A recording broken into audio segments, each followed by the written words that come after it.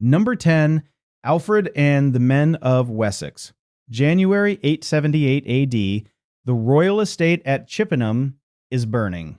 Guthrum, king of the Danes, has done what Vikings had done to every other Anglo-Saxon kingdom in England. He has waited for winter, waited for feast day, waited for the king to lower his guard. Then he crossed 100 miles of frozen countryside with the great heathen army and stormed the royal hall while Alfred of Wessex was still eating his Christmas meat. It was the final blow. Every other Anglo-Saxon kingdom had fallen. Northumbria, gone. East Anglia, gone. Mercia, gone. Their kings killed in battle, or driven into exile, or turned into puppets.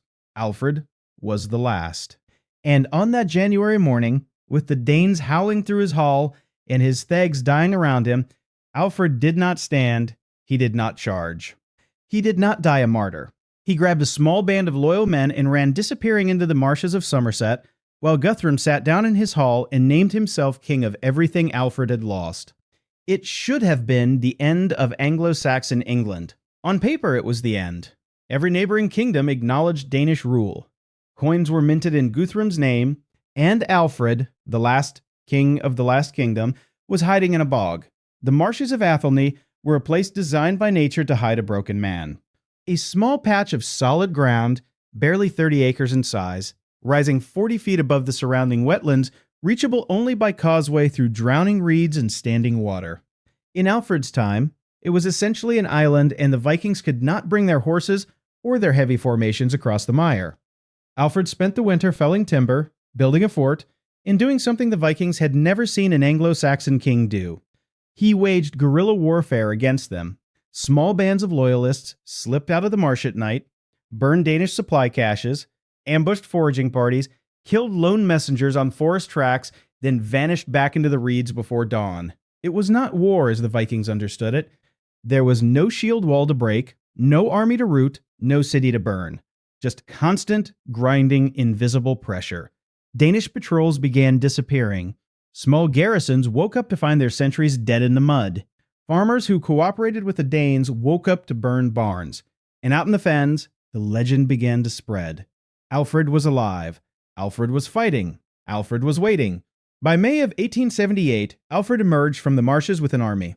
The men of Somerset, Wiltshire, and Hampshire came to him at a stone called Egbert's Stone, and from there he marched on Guthrum's army at Eddington.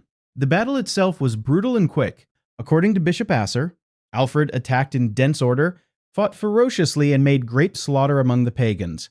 Guthrum retreated to his fortress at Chippenham, where 14 days of siege reduced the Danes to hunger, cold, and despair. Guthrum surrendered. He accepted baptism. Alfred stood as his godfather. It was one of the most remarkable reversals in medieval history. But the reason Alfred belongs on this list is not Eddington. It is what came after. Because Alfred had learned something in the marshes. He had learned that the Vikings could not be defeated by luck or single victories. They came back. They always came back. So Alfred built a system designed to break Viking armies permanently. He reorganized the Fyrd, the Anglo-Saxon militia, so that only half the army was called up at any time, meaning the other half was always at home tending crops, and the kingdom could sustain a permanent war economy. He built ships longer, taller, and swifter than the Danish longships to fight the Vikings on their own element. And above all, he built the burhs. The burh system was 33 fortified settlements strategically placed across Wessex so that no farmer, no monastery, no village was more than 20 miles from a walled refuge. Each burh had a permanent garrison drawn from the surrounding countryside, calculated by the burghl hittage at 4 men per every 5.5 yards of wall. Some were repurposed Roman towns. Some were built new. All of them were connected by a network of maintained roads that let Alfred move his rapid reaction force from one to the next faster than any Viking raid could unfold. The result was a kingdom where raiding stopped working. A Viking army could still arrive on the coast, still burn a village, still take some silver, but before they could plunder a whole shire, they would find themselves attacking walls they could not breach, chased by a mobile army they could not outrun, blockaded by ships they could not outsail. When Vikings came again in 892, With a fleet of 250 ships, they raided for 4 years and got almost nothing before giving up and going home. For the first time, Vikings arrived expecting the old routine of terror and tribute and left empty-handed, embarrassed, and diminished. Alfred died in 899. He never called himself King of England, only King of the Anglo-Saxons. But the system he built defeated the next 3 generations of Viking invasions and became the machinery his grandson Athelstan used to unify England for the first time. Alfred was not the flashiest Viking killer. He fought no legendary duels. He conquered no exotic lands. He just refused to die in a marsh, then built a kingdom the Vikings could not eat. And for 400 years afterwards, when Norse warriors talked about the one enemy they could never quite finish off, they meant the men of Wessex. Number 9. The Skraelings of Vinland. Around the year 1010 AD, the Vikings did something no other European people would repeat for 500 years. They landed in North America. Leif Erikson had sailed west from Greenland a few years before, following the coast down through a stone land he called Helluland, a wooded land he called Markland, and finally a green land where grapes grew wild and salmon filled the rivers. He called it Vinland, the wine land, and he built houses there.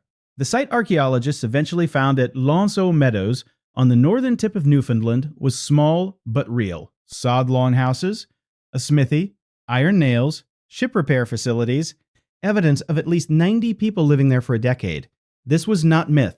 This was Vikings in Canada, 500 years before Columbus, and within a single generation they were driven out, not by disease, not by weather, not by starvation, by the native peoples they called the Skraelings. The name Skraeling was a Norse insult, meaning roughly screamers or wretches, and the Norse used it for every native people they encountered from Greenland to Newfoundland. The Skraelings of Vinland were most likely ancestors of the Beothuk, the Mi'kmaq, or related peoples of the Atlantic coast. What the sagas make clear is that the Norse were not prepared for them. The saga of the Greenlanders describes multiple expeditions after Leif. First, his brother Thorvald sailed south, encountered a group of Skraelings sleeping under overturned canoes, and killed 8 of them for no clear reason.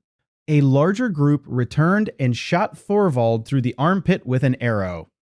He pulled the shaft out, said, "This is a rich country. We have found there is plenty of fat around my entrails," and died.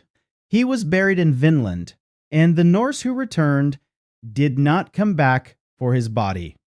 The most ambitious expedition was led by an Icelandic merchant named Thorfinn Karlsefni around 1010. He brought as many as 60 to 160 settlers, livestock, families. They intended to stay. They intended to farm. They spent the first months trading with the Skraelings, exchanging strips of red cloth and milk for pelts. Then, in a moment that shifted everything, one of the natives reached for a Viking weapon. A Norseman killed him. The next attack came in force. The Skraelings arrived by the boatload, and they had something the Norse were not expecting: a war engine. The saga describes a large ball on a pole that the natives lifted into the air and hurled, which came down among the Norse and made a horrible sound. This was likely a stone catapult of some kind. The Norse, veterans of 100 coastal raids across Europe, were pushed back to their ships. The saga says they broke and fled. And then came the moment that has haunted the story ever since. Freydis, daughter of Eric the Red, half-sister of Leif, was pregnant and slow. When the Skraelings caught up to her, she seized a sword from a dead Norseman on the ground, bared her breast, and struck the blade against her own chest, screaming a war cry that stopped the natives in their tracks. They fled, but they were not defeated. Thorfinn Karlsefni looked at his people, at the wounded, at the terrified survivors, and made a decision that reshaped European history. Vinland was not a place they could hold. The Skraelings were too many. The support from Greenland was too thin. The distance was too far. The Norse dismantled their camp, loaded their ships, and abandoned Vinland forever. The Norse continued to visit Markland, modern-day Labrador, for timber. Some evidence suggests occasional Norse contact with North America continued for several centuries. But the settlement was finished. Vinland was closed. The westward expansion of the Viking world ended not on a beach in Sweden or a fjord in Norway, but on the shore of Newfoundland, where a small population of people with catapults made from something the Norse could not identify decided that the strangers from the sea were not welcome. It would be almost 500 years before another European set foot on the North American mainland. The Skraelings had done What the Byzantines, the Franks, the Anglo-Saxons, and the Moors could not. They had turned the Vikings back permanently. Number 8.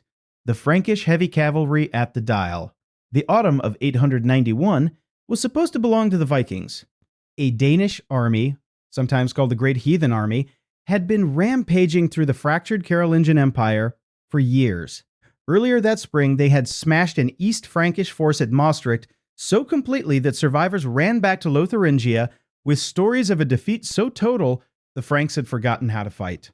The Danes plundered Flanders, sailed up rivers, took Leuven on the banks of the River Dial in modern-day Belgium, and decided to winter there. It was a good camp, wooden and earth fortifications thrown up in the standard Viking manner, swamp protecting one flank, the Dial River protecting the other. Behind those walls sat some of the most experienced raiders in Europe, led by two of the most feared Viking commanders of the age. Sigfrid, whose name appears in Frankish chronicles as one of the great pagan chieftains, and Gottfried, another Danish warlord who had bled a dozen Frankish counties dry. They had every reason to feel safe. Then Arnulf of Carinthia came looking for them. Arnulf was the illegitimate grandson of Louis, the German king of East Francia since 1887, and he was not a diplomat. He was a fighter.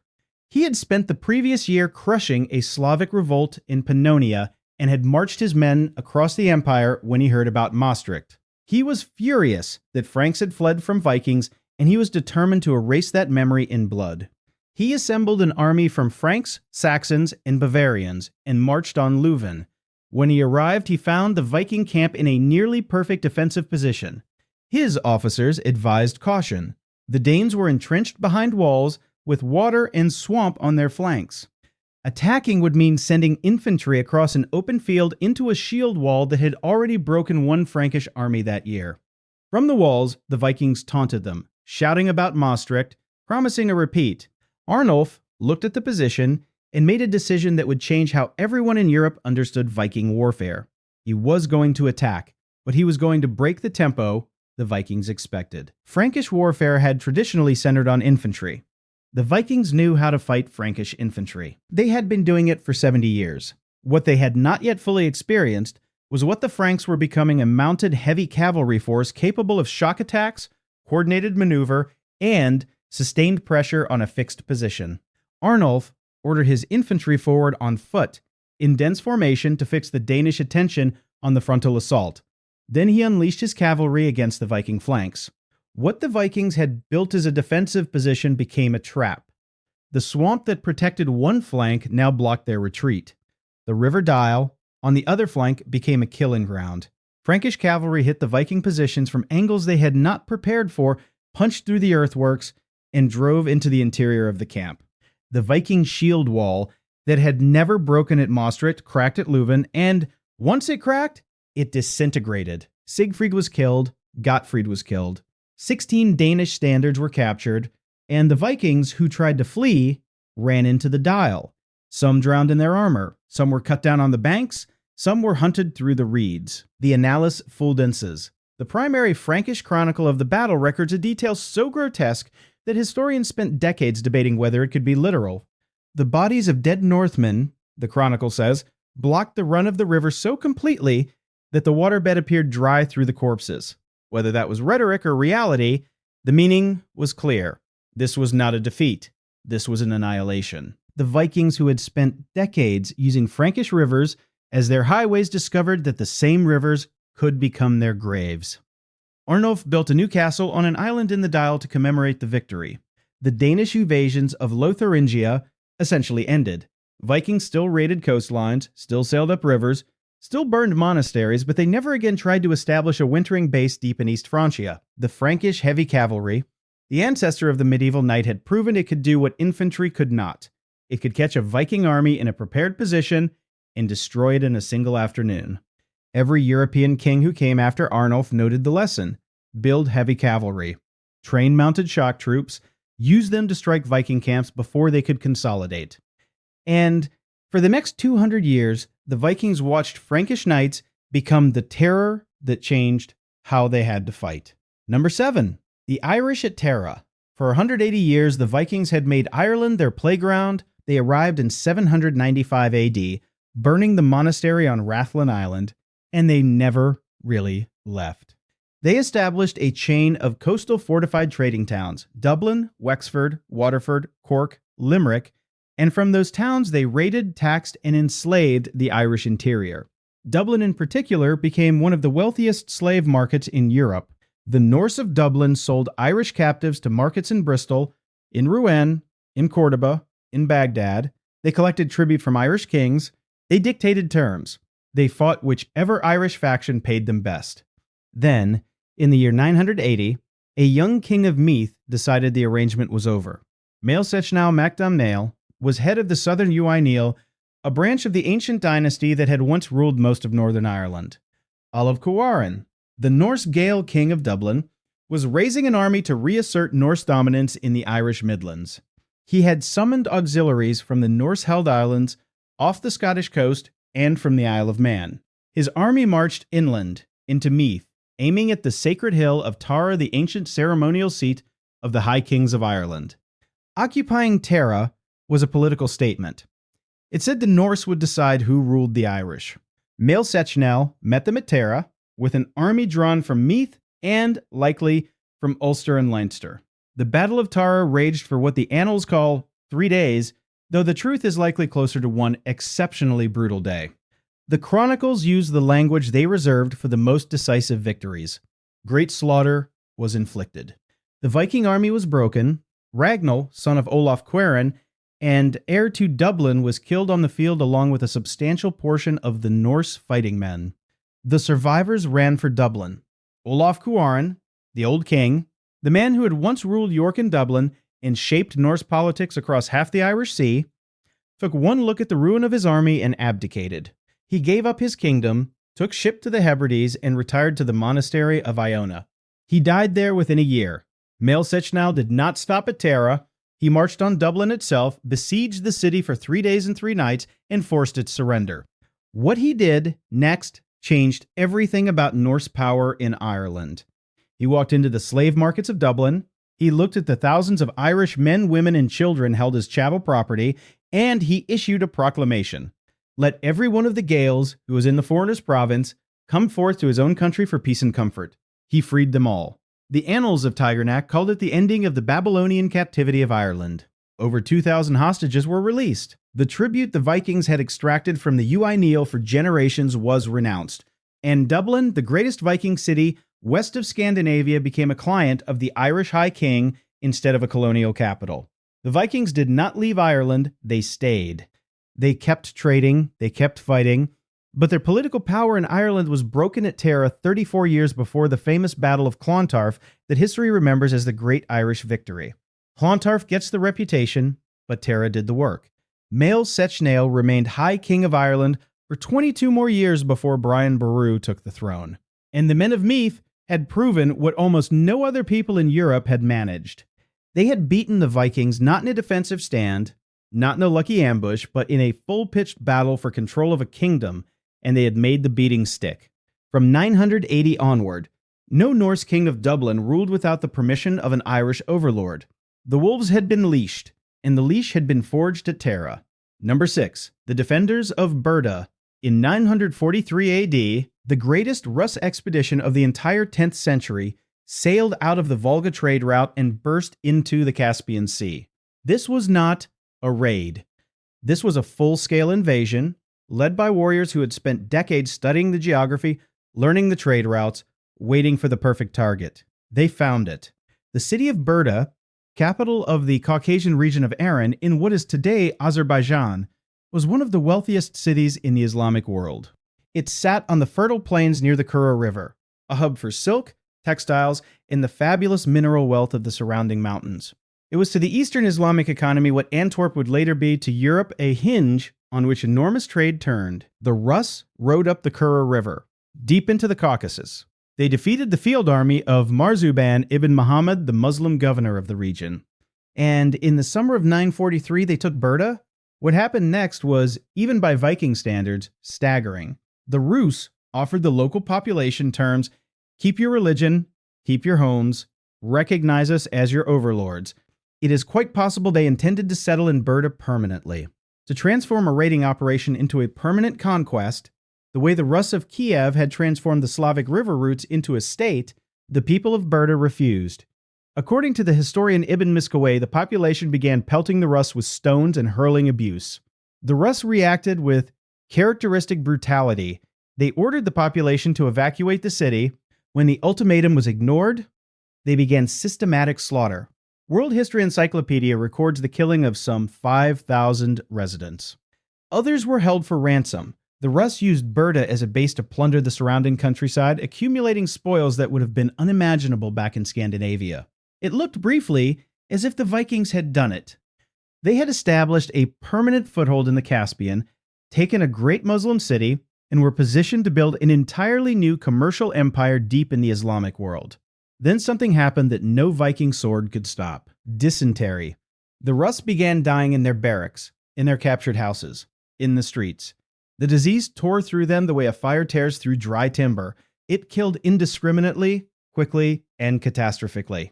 Warriors who had survived a dozen shield walls collapsed in agony as their bodies wasted, and around the city, Marzuban's forces regrouped. The Muslim governor laid siege to Barda from the outside while the Rus died from the inside. He kept the pressure constant, denied them any relief, and waited for the disease and starvation to do the work his soldiers could not. The Rus finally managed to break out of Barda in a night sortie. They carried what plunder they could to the Kura River, boarded their ships, and rode for home. Ibn al-Athir, writing centuries later, recorded that Marzuban's men were too weary to pursue. But the Rus who left were a shadow of the army that had arrived. Thousands of the men who had marched into the Caucasus never marched out. Ibn Miskawayh notes that so many died that when the Muslims later dug up the Rus burial sites, they found weapons buried with the dead, a Norse custom, and looted them for the reward. The plunder that made it back to Rus territory was extraordinary. The population of the Volga trade cities briefly became so wealthy that ordinary merchants wore silver and gold like nobility. But the expedition itself was never repeated. The Rus never again tried to plant a permanent flag in the Caspian. The dream of a Viking city in the Caucasus died with the men who rotted in Barda. The Defenders of Barda, an angry population that refused to accept new masters, and a governor with the patience to besiege a city already dying, had done what no Byzantine army had managed. They had turned a Viking conquest into a Viking mass grave. Number 5. The Volga Bulgars.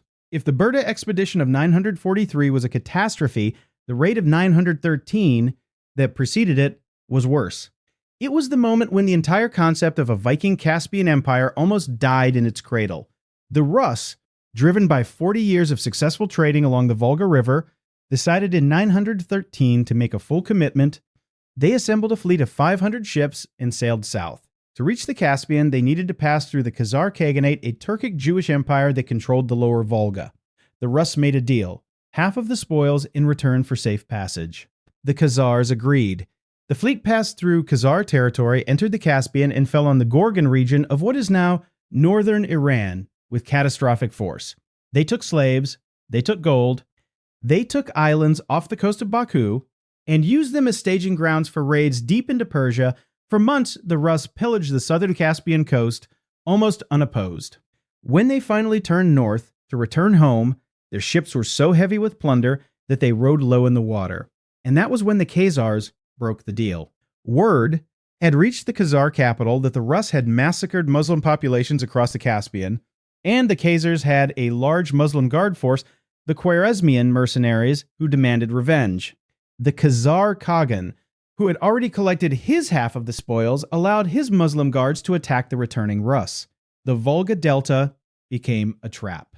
Muslim cavalry hit the Rus, while they were still on their ships trying to navigate the narrow channels of the Delta. The chronicler, Al-Masudi, records that the fighting lasted for 3 days. Thousands of Rus were killed. The survivors, thousands more, tried to flee up the middle Volga, hoping to break out into open river and reach the safety of the northern trade posts.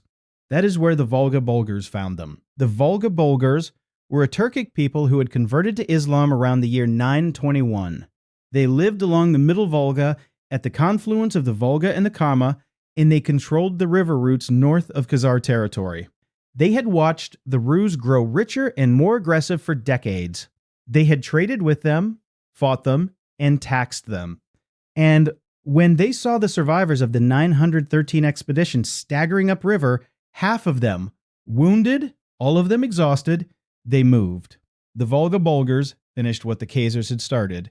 Al-Masudi writes that of the Rus who escaped the Khazar attack in the Delta, essentially all of them were killed by the Bardas and the Volga Bulgars on the Middle Volga. Of 500 ships that had sailed south, perhaps a handful returned. The Rus lost so many men in that single campaign that they did not attempt another major Caspian expedition for 30 years. The economic damage was almost as severe. Warriors were replaceable. The specialized knowledge of Caspian navigation, of Persian markets, of Islamic dialect, all of that was concentrated in the men who died on the Volga in 1913. It had to be rebuilt slowly, generation by generation. The Volga Bulgars became a permanent shadow across the Rus imagination.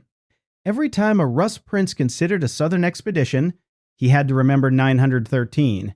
He had to consider what it meant to sail past a people who could annihilate a fleet as easily as breathing. And when the Rus finally struck back, it took the full military weight of Sviatoslav of Kiev, one of the most feared warlords of the medieval world, to destroy the Khazar state in 965. Even Sviatoslav never fully broke the Volga Bulgars. Their state outlasted the Kievan Rus and endured until the Mongol invasions of the 13th century. In the collective memory of the Rus, the Bulgars of the Volga were the reason the north-south trade routes were never truly safe. They were the enemy who had proven at a stroke that Vikings could die in the tens of thousands if the geography worked against them. And every Norse merchant who ever floated down the Volga past their fortresses knew that the fortresses had been built with Rus bones. Number 4. The Moors of Córdoba. In the summer of 844 AD, 54 Viking dragon ships and a scattering of smaller vessels rounded the Iberian coast. They had already sacked Bordeaux and Toulouse. They had tried to raid Asturias and been driven off by King Ramiro I's coastal defenders. They needed a big score to justify the voyage, so they turned south. They plundered the coast of Muslim Spain, they took Lisbon, they took Cadiz, they took Medina Sidonia. And then, in September, they did something that had never been attempted. They sailed 60 miles up the Guadalquivir River and attacked Seville, the second city of the Emirate of Córdoba and one of the great trading centers of the Western Mediterranean. It should have worked. It did work at first. The Vikings stormed Seville in early October 844, sacked the city, held it for 42 days, and used it as a base to pillage the surrounding countryside. Only the citadel refused to fall.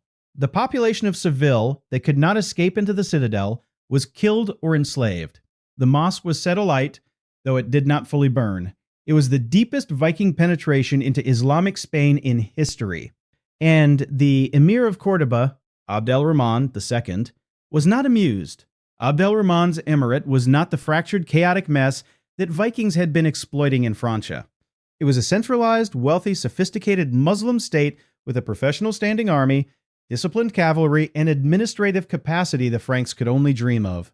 Abd al-Rahman gathered as Hajib, or chief minister, Isa ibn Shuhaid, and dispatched a coalition army against the Vikings that included Muslim regulars cavalry from the Banu Qasi frontier lords, and, according to some sources, incendiary specialists armed with a compound very much like Greek fire. The Muslims did not attack immediately. They waited. They studied the Viking positions. They fought a series of indecisive skirmishes to draw the raiders out of Seville and into open ground.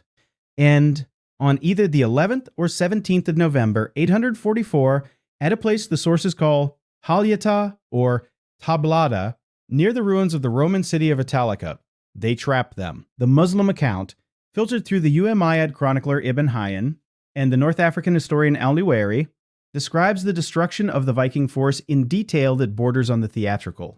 Muslim archers pinned the raiders in place. Cavalry cut off their retreat, and incendiary weapons projected onto their anchored ships from catapults or siphons set the fleet ablaze.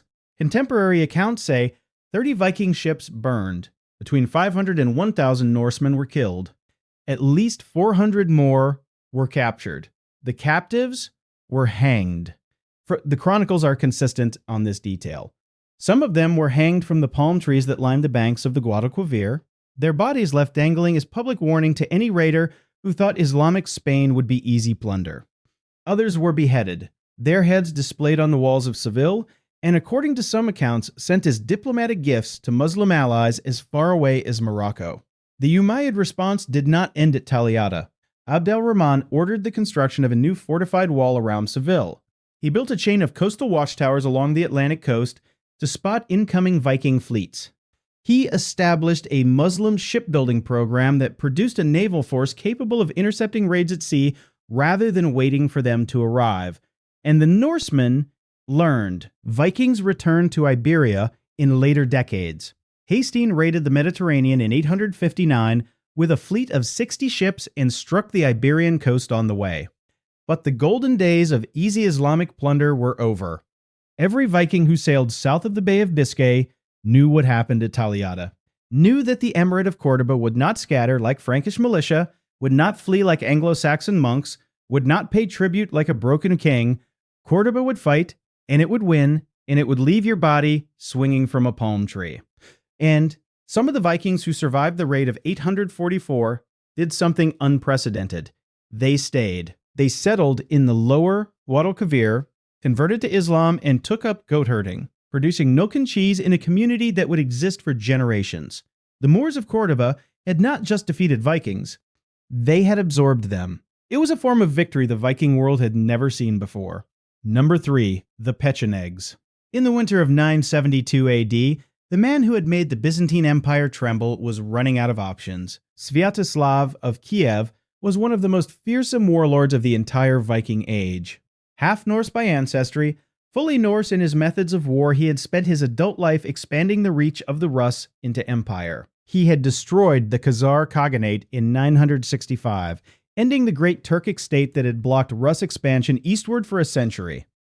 He had invaded Bulgaria at Byzantine invitation, and then decided he liked Bulgaria so much that he tried to make it his own capital. He had come within days of taking Constantinople itself, forcing Emperor John Zimisces to march a full-field army into the Balkans and pin him in the fortress of Dorostalon for a 65-day siege. Sviatoslav lived in the saddle. According to the Byzantine historian Leo the Deacon, he ate horse meat with his men, slept on the ground under his cloak, and dressed no better than any common warrior. He was said to shave his head except for a single lock of hair on the side, wear a single gold earring set with 2 pearls and a ruby, and, when he intended war, to send messengers to his enemies with a single phrase, "I am coming against you." He was the last great pagan warlord of the Rus. He was, by every account, the most dangerous man in Eastern Europe. And in the spring of 1972, he was going home. The peace treaty with John Zimisces had forced him to abandon the Balkans. He had wintered on Berezon Island at the mouth of the Dnieper, where his army had been reduced to catastrophic hunger. The Kievan chronicler wrote that even a horse's head could not be bought for less than a half grivina, an astronomical price. His men were sick, thin, exhausted. He needed to reach Kiev. The route home ran up the Dnieper River past a stretch of rapids near the modern city of Zaporizhia in Ukraine. It was a choke point. Everyone knew it was a choke point. The Byzantine Emperor Constantine VII had written in his Manual of Statecraft that the Pechenegs controlling the cataracts could destroy the Rus vessels sailing along the river with ease. And the current emperor, John Zimisces, had done exactly what any Byzantine emperor would do. He had sent agents to the Pecheneg Khan, a man named Kuria, and paid him. The Pechenegs were steppe horsemen, a Turkic-speaking nomadic confederation that dominated the vast grasslands north of the Black Sea. They had been useful allies to the Rus in the past, sometimes fighting alongside them against Byzantium, sometimes against them. Their military system was built entirely around mounted archery, mobility, and the ability to appear from nowhere out of empty steppe. They had spent generations refining the art of ambushing riverborne enemies at choke points where Norse ships had to disembark and portage past rapids. Sviatoslav's own loyal general Sveneld warned him, "Do not go by the rapids, take the long overland route." Sviatoslav ignored him. He believed his reputation would protect him. He was Sviatoslav. He had shattered empires. The Pechenegs would not dare. He was wrong. In early 1972, at the Dnieper Cataracts, Near the island of Khortytsia, the Pechenegs attacked. There was no proper battle. There was ambush, isolation, and slaughter. The Rus, forced to portage their boats around the rapids on foot, were caught in narrow country where their shield walls could not form, their formations could not hold, and their retreat was blocked by water. Pecheneg horse archers rode circles around them, killing at range hunting stragglers, herding survivors into killing zones. Sviatoslav was killed.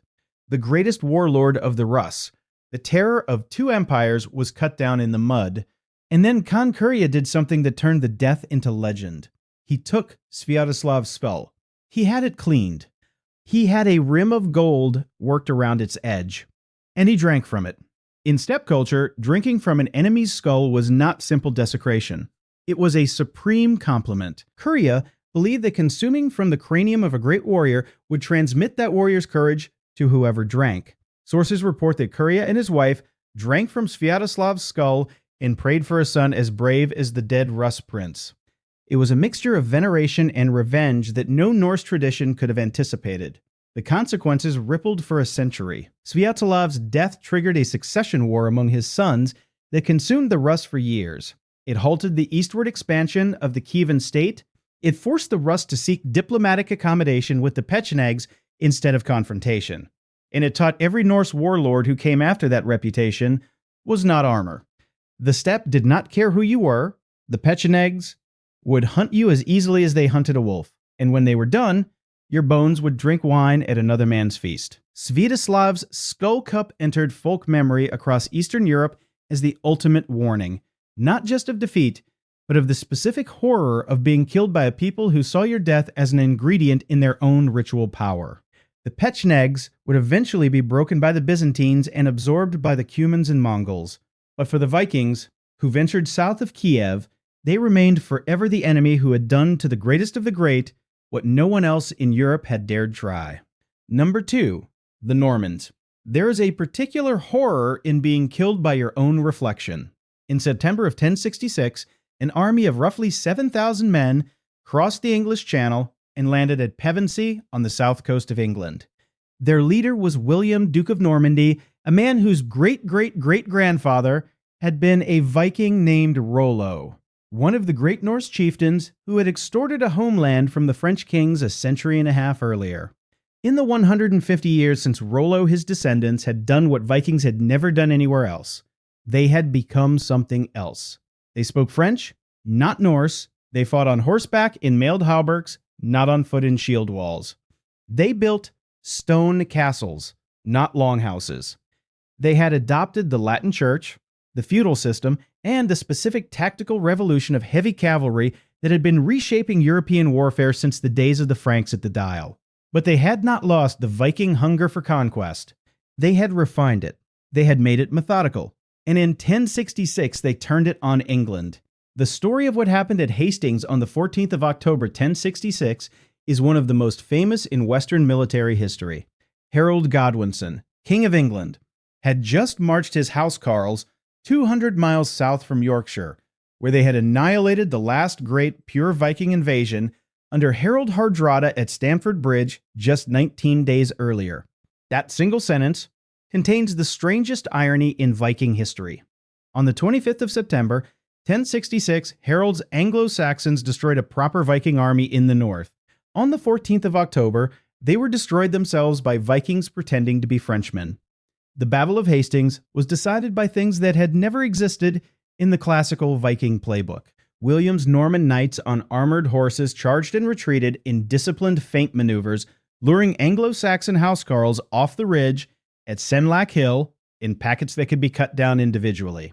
Norman archers targeted the shield wall from above and below, causing casualties the Anglo-Saxons could not easily replace. Harold himself was killed, whether by an arrow through the eye, as the Bayeux Tapestry seems to depict, or by cavalry finishing him off, is still argued. His shield wall broke, his housecarls died in place around his body, and by nightfall, William was master of England. Within a decade, Norman French lords replaced almost the entire Anglo-Saxon nobility. Moat and Bailey castles rose in every county. The English language absorbed thousands of Norman French words: court, castle, justice, parliament, noble, all French. The Norman feudal system was imposed systematically. Everything that had been distinctively Anglo-Saxon was, if not erased, subordinated.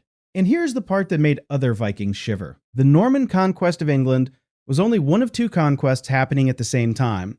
Simultaneously, another branch of the Hauteville family had been carving out an even more improbable empire in the Mediterranean. Robert Guiscard, whose surname literally means the cunning, and his younger brother Roger had crossed into southern Italy in the 1050s as mercenaries and adventurers. Within 20 years, they had displaced the Byzantines from Bari, absorbed the Lombard duchies, and turned their attention to Sicily. Sicily had been Muslim for over 2 centuries. The Emirate of Sicily was rich, urbanized, culturally sophisticated. Palermo alone had a population estimated at 350,000, making it one of the largest cities in the Mediterranean.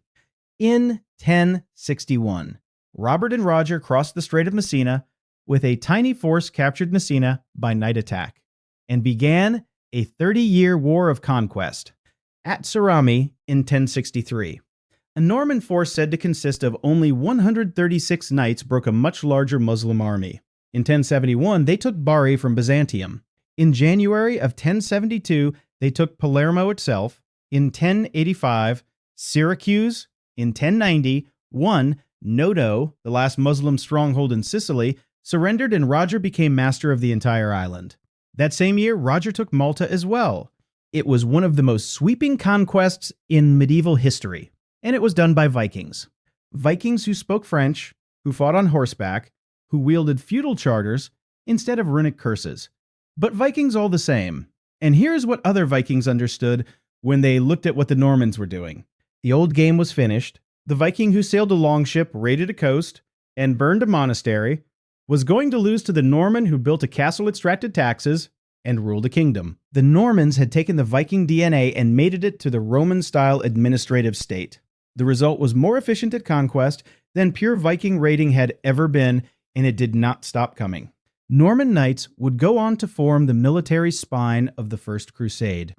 They would establish crusader states in the Levant. They would try, more than once, to conquer the Byzantine Empire itself. And every time other Norse warriors met them on a battlefield, they lost. The Normans could beat Vikings because they had already stopped being Vikings and become something worse. Something more disciplined, more expensive, more permanent.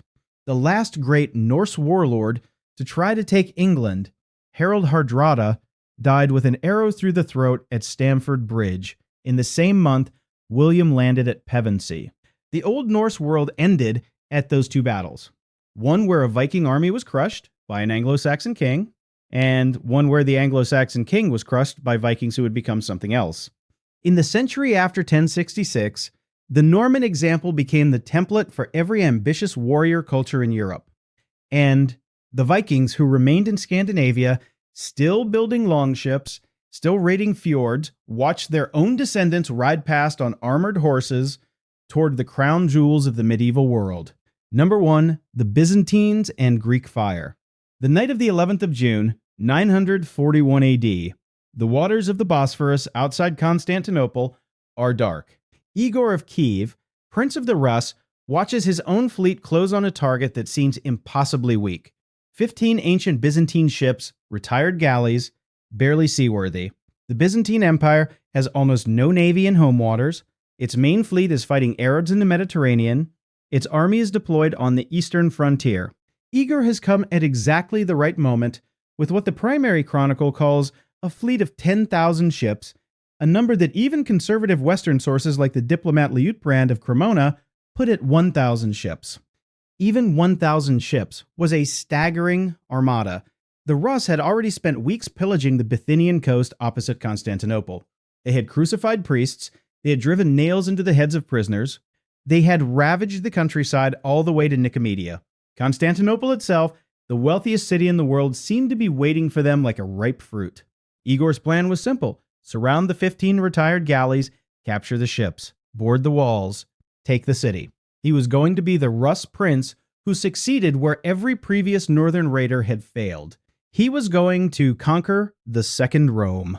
Emperor Romanos Lecapenus, the naval veteran on the Byzantine throne, had spent the last few weeks doing one thing. He had ordered dockyard workers to fit the 15 old ships with siphons at the bow, stern, and amidships, bronze tubes, pressurized tanks. And in the tanks, the most secret weapon of the medieval world, Greek fire. The exact formula of Greek fire remains lost to history. Some kind of petroleum-based compound, possibly incorporating naphtha, resin, sulfur, and quicklime. Whatever it was, it had two properties that no other incendiary in the world possessed. It could be projected from a siphon like a modern flamethrower, and it burned on water. It floated, it stuck to hulls, it stuck to skin. Water only spread it. The Byzantines had used it against the Umayyad Arabs during the sieges of Constantinople in 674 and 717, to devastating effect. Whole Arab fleets had disappeared into the fire. The formula was kept so secret that only the emperor and a handful of engineers were allowed to know it. It was, in modern terms, a weapon of mass destruction. And Igor did not know it existed. His fleet closed around the 15 Byzantine ships in a rough crescent, expecting to grapple and board. The siphons opened. Liutprand of Cremona, writing from the testimony of his stepfather who had been an ambassador in Constantinople and witnessed the aftermath, described what happened. The Greek fire was hurled through tubes upon the Rus and their allies. The Rus, seeing the flames, jumped overboard, preferring water to fire. Some sank, weighed down by the weight of their breastplates and helmets. Others caught fire. What the Rus saw in those minutes destroyed 1,000 years of Norse mythology of invincibility. Their ships, their beautiful longships, curved lapstrade construction, oiled wood, tar-covered rigging, all of it turned into pyres before they could raise a sail. Men in mail hauberks. Standard gear for a Rus warrior discovered that swimming in mail is not possible. They chose burn on the deck or drown in the sea. Many chose to drown. Many burned anyway, because the fire followed them onto the water and burned there too. The chroniclers say Igor lost most of his fleet in a single engagement. Only a handful of boats made it back to their bases in Crimea. The prisoners the Byzantines captured were taken to Constantinople and beheaded, their heads displayed on stakes along the seawalls as warning to any future raider. Igor himself escaped, humiliated, forced to rebuild his fleet and negotiate rather than raid on his second Byzantine expedition in 944. But the psychological damage to the entire Rus military culture went far deeper than the material losses, because what Igor's men had seen was not a battle. It was a revelation. There existed, in the world, an enemy whose weapons could not be understood, could not be countered, could not even be described. The Rus, who returned home, told stories of fire that walked on water, of ships that vomited death like dragons, of men who died before they could scream. The chronicles that filtered north into Scandinavia carried the same message. Constantinople was not a target. Constantinople was a hellmouth, and every Norse warlord who came after Igor thought about Greek fire before he considered attacking the Byzantine capital. It was not just that the Byzantines had a weapon the Vikings could not match, it was that they had a weapon the Vikings could not conceive of. Northern warfare at its heart was intimate, shield against shield, axe against helm. A man saw the man who killed him, and if he was fortunate, killed him back. Greek fire annihilated that entire model. It killed at range, from ships too small to seem threatening wielded by soldiers who never crossed a shield wall. It was warfare from a different metaphysical universe. It was, to the Norse mind, the equivalent of a god throwing thunderbolts. And the Byzantines were not afraid to use it. They deployed it against the Rus again in 1043, against the Arabs, multiple times, against fellow Christian rebels, against anyone who tried to force the Bosphorus. The formula stayed secret for another 400 years. The Byzantines guarded it the way modern states guard nuclear weapons. There is a particular kind of terror in facing an enemy whose weapon is beyond your understanding. The Vikings, who terrified all of Europe, faced that terror on a single afternoon in June 941, and they did not forget it. They stopped attacking Constantinople in force. They started negotiating instead. Igor's son, Sviatoslav, would try to fight the Byzantines a generation later, and even he never attempted a direct assault on the walls of Constantinople. He knew what waited in the harbor. Every Rus prince after Igor, from Vladimir, who converted to Christianity in 988, to Yaroslav, who forged a Byzantine alliance and married his sister to a future emperor, made their peace with the empire whose fire had eaten their fleets. The Byzantines had done what no other people in the world had accomplished. They had made the Vikings afraid. 10 enemies, 10 defeats, 10 moments where the men from the north discovered on burning water or in a bloody river or beneath a rain of stones thrown by unknown Skraelings that the world was larger and stranger and more dangerous than any of their sagas had prepared them for. The Vikings did not stop being terrifying. For another century after Hastings, Norse fleets still sailed and Norse warriors still fought. But the era of easy plunder, of undefended coasts, of monasteries that could not fight back, was ending. From the marshes of Athelney to the palm trees of Taliata, from the Dnieper rapids to the Bosphorus at dawn, the answer to the Viking question had been found. The people who beat the Vikings did it in 10 different ways: cavalry, fortification, patience, fire, ambush, stones, numbers, assimilation, adaptation, and sometimes just refusing to run when a Norse warrior asked them to. If this story showed you a side of Viking history you had never heard, hit that like button now. Every like helps push this video to more people who love real history without the Hollywood polish. Hit subscribe and turn on notifications so you never miss our deep dives into the battles and the enemies that shaped the ancient and medieval world. Drop a comment down below and tell us which of these Viking killers surprised you most. Was it the Skraelings in Newfoundland, the Pechenegs at the Dnieper, the Byzantines with their fire? Tell us who you think was the deadliest enemy of the North, and tell us where you are watching from. Our community stretches across every continent, and every comment keeps this channel alive. Thank you for watching. The men who beat the Vikings deserve to be remembered as much as the Vikings themselves.